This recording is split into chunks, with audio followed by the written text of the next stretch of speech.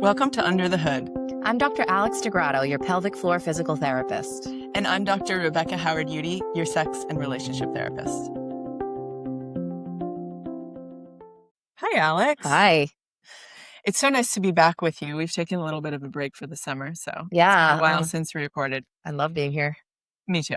So today we're going to talk about prolapse. Yes. Which I sort of know what that is. It's like when something falls out, right? But not all the way out. It doesn't fall onto the floor.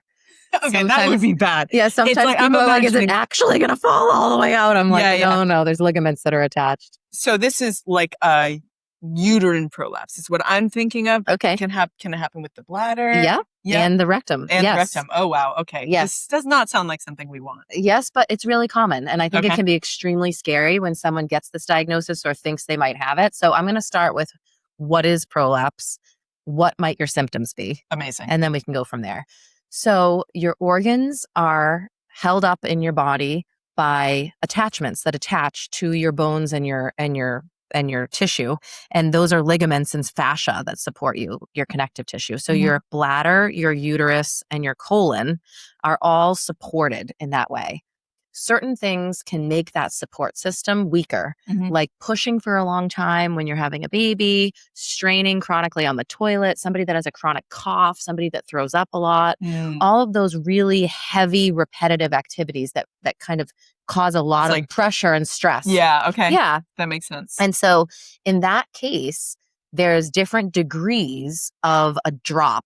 So essentially, your bladder, your uterus, or your colon can dip a little bit too low into your vaginal opening or rectally. So it can come out the rectum. It almost looks like a rose blooming out of the rectum. And sometimes it only happens while you're having a bowel movement. Sometimes it happens when you're lifting weights, but it basically feels like something's coming out there as well. And so it's very scary sounding.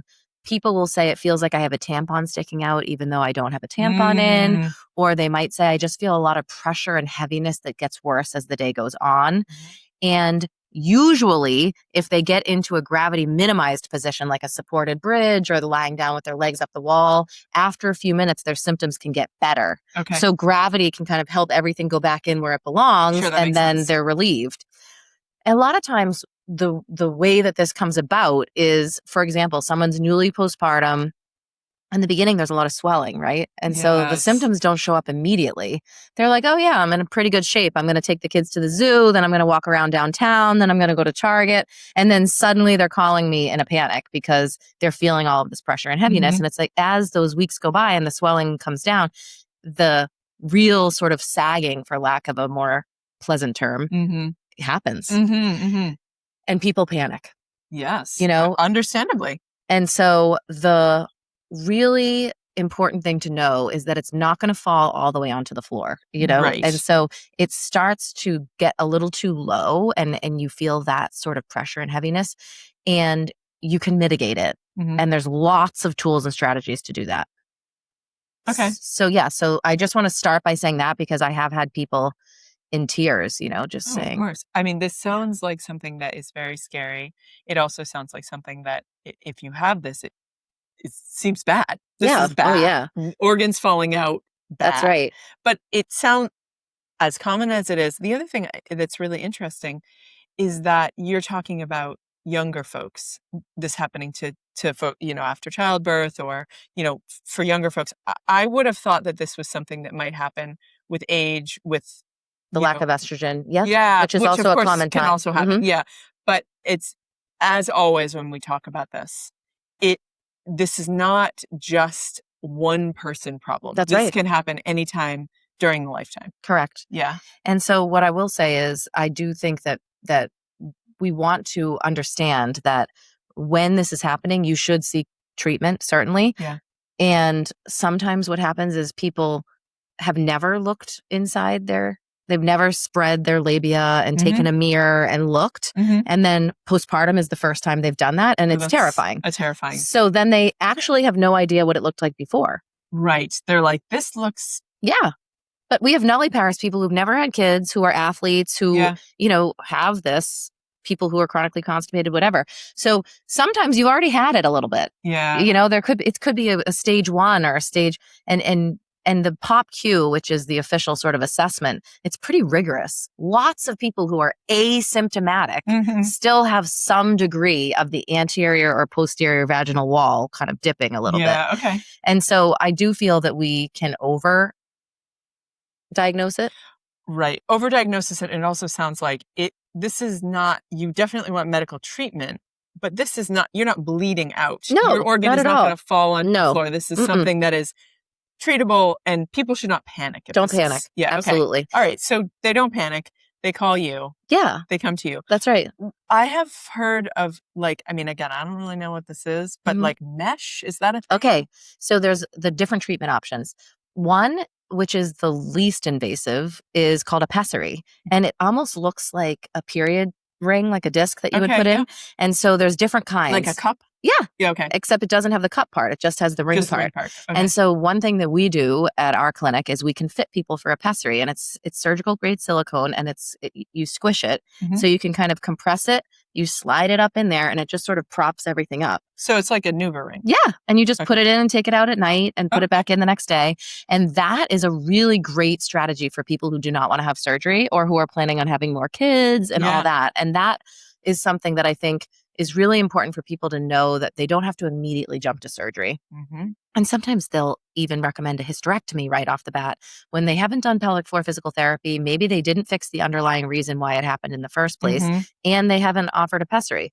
So we can jump right to the mesh, which is surgery. Yeah, of course. Yeah. Or just take it out. Yeah. And so what I would say there is, if we don't fix the mechanics for why it was going on, then they're going to come after anyway with the same problems. With the same issue. You know? Okay. And so, because the actual vaginal vault can then prolapse, you know, once they take the uterus, that can still prolapse. So come on now. Yeah. Okay. But, you know, I'm always a proponent of rehab anyway. Sure. Even if you're going to have surgery. Yeah. We've talked about this a lot with That's prostate. Right. Yes. If you remove something, you want to do some pre and post, especially rehab. If it's a schedule. Yeah, you think about a knee replacement. They do prehab to get the quad muscle really strong so that the knee, you know, recovery goes well. Same idea here. Okay. So the pessary is a very non-invasive, kind of easy intervention. If somebody has had a avulsion where the muscle or the ligament actually tears off the wall, there's a more intense pessary that's a cube that actually suctions. So it looks like dice that you play with, you know, or that people hang in their little mirror in the car. Yeah, except it's not fuzzy, thankfully. And so it has these little suction on the cube, and it has a little loop that you can kind of undo the suction and pull it out. And so you put that in, and it props everything up and then suctions there. Interesting. Okay. And so that would be a more involved pessary, but that's another option. And then we try and strengthen the pelvic floor muscles and get the breathing mechanics as healthy and positive as possible. And then we try and give tools in the toolbox to figure out how to mitigate the prolapse symptoms. So getting into that gravity minimized position, you know, pacing yourself throughout the day. So doing, let's say the example I gave when somebody took their kids to the zoo and then did 10 other things, you know, if you know you're going to be at the zoo, maybe you wear your pessary for the zoo, and then you have some rest in between your next activities. And so we do that in pelvic floor physical therapy to help people who aren't looking to go straight into surgery. And then there's surgery. And so the surgical options are diverse as well. So sometimes they will use mesh and sometimes not. And basically what they'll do is they'll go in and tack up the organs. And they sort of adhere them with, you know, stitches to the walls that they belonged on in the first place. So the mesh kind of is the thing that holds if them they up. do the mesh, that Wasn't there like a lawsuit about mesh? there are many. Yes. Okay. And so sometimes what happens is the mesh will erode through the tissue and cause pain and problems, and then they have to go in and take it out, and it can be really complicated. And so for a rectocele, which is the name for when the back wall comes in to the vagina, that's the colon kind of pocketing. What we'll do is, so it'll push in. It's not coming through. No, it's not coming through. That would be a fistula. Yeah. Okay. So it's just, it pushes. Yeah. And so basically you have this little pocket. They call it a poop pocket. Yeah. And so people can either press on their perineum, don't say that, or they'll press up on the posterior wall of their vagina. Oh my gosh, this is where Alex, the I'm so stigma's sorry. I come. know, I know. I just popped out. Yes, it's because it's how It people was feel. it's the way that you Yes, called it the I poop know. pocket. It was It's how people that feel when they get it too. They're like, this is disgusting. And but it's so common. And the problem is that when people aren't, they can't wrap their head around managing it, it makes it so much worse. Yes. So if you think about stool pocketing in the rectocele, that sitting there Yes. is a problem. Sure. So what we want to do is we want to either prop up the back wall of the vagina so it can get out, or prop up your perineum so it can get out. So you're never actually touching the poop. No. You're just supporting the wall. I was responding to you. Yeah, totally. A poop pocket. I mean, is there a more technical term? It's a rectocele. Rectocele. Okay, Yeah, that's but gross. That's patients don't come to me saying, I have a rectocele. They're like, it feels like my poop is pocketing. Yes, which is exactly what's happening. Yeah. And so there's this product, there's a couple now actually, which is incredible. There's this product called the Femis, which almost looks like a shoehorn. And it's for people who just really don't feel comfortable touching their own, vulva and vagina. Yeah. They just put it in and it props the back wall up and then everything can come out easily and it's fine. So this is just while they're having a bowel movement? Yeah. Okay. And so what I was going to say though. Seem more, if you're having I'm imagining the contortions that you might have to go through to prop up. Yeah. Yeah. And so there's actually multiple different tools that you can use now, which one, it's like a little balloon that inflates that you hold it there. And then the other one literally looks like a shoehorn.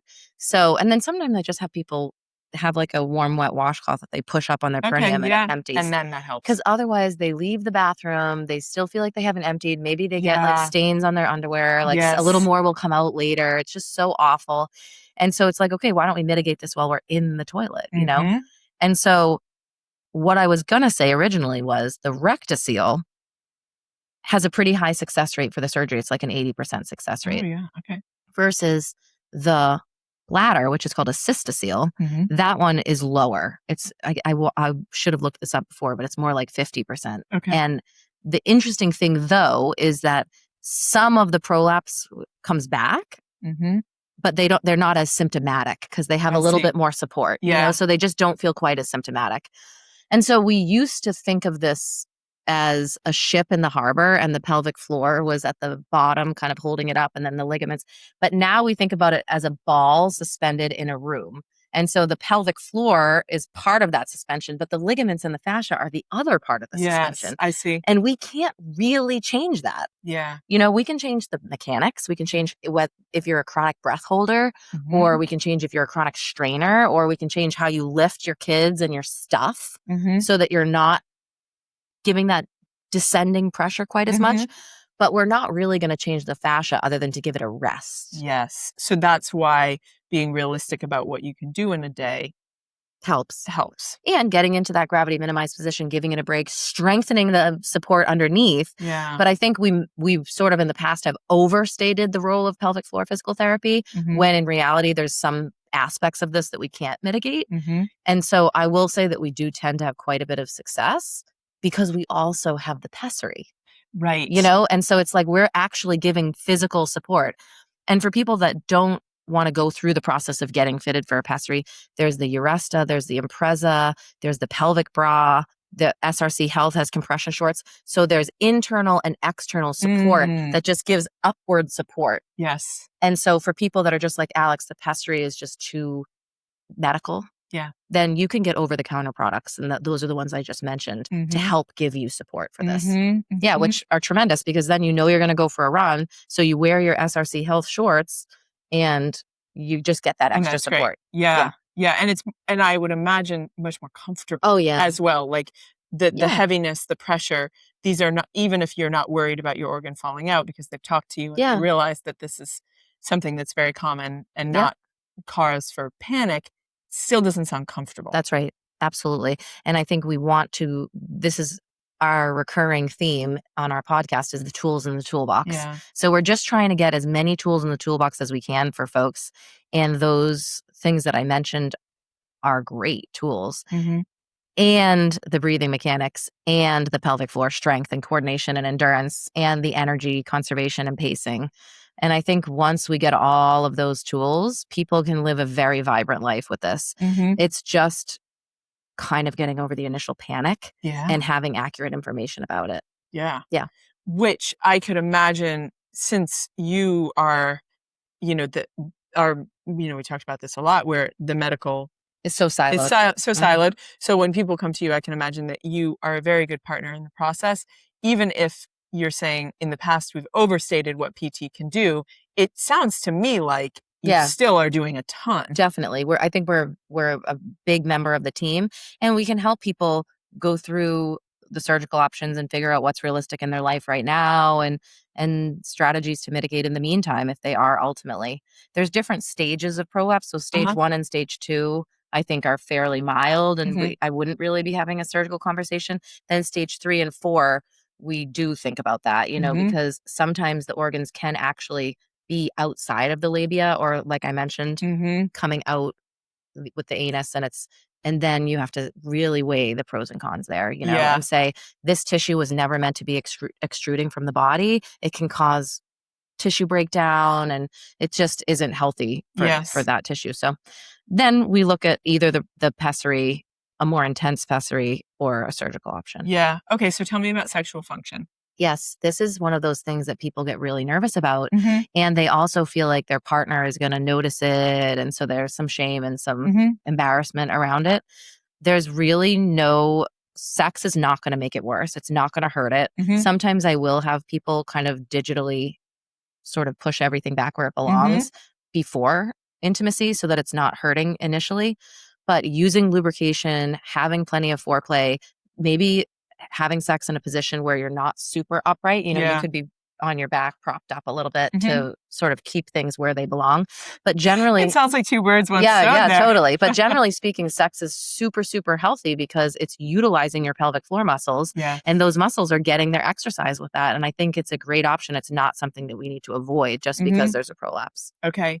But I imagine for folks, hearing that is so important. Yeah, totally. Oh my gosh, because they don't want to do anything that's going to make it worse. Sure. Yeah. And even just the reassurance that it's not going to be a different experience for their partner, and they're not going to notice. It's not. That's right. Nothing's gross about it. No. It's not anything that they should avoid. And it's not anything they should avoid for health reasons. Yeah, totally. And I actually think it can be very healthy because it's a way to get those muscles working, get the blood flowing, and all that stuff is really good for the pelvic health. Yeah. Okay. Yeah. I know prolapse is a scary topic, but hopefully this is like the quick little tutorial to say you can manage it. Don't panic. Yeah. Get some resources. But once you do, I think you'll feel like you know how to manage it. Yeah. Yeah. Okay. Thanks, Alex. You're welcome. Thank you for listening to Under the Hood. If you liked this episode, please take a minute and leave us a review. And we'd love to hear from you. If you have any ideas for future episodes, please let us know.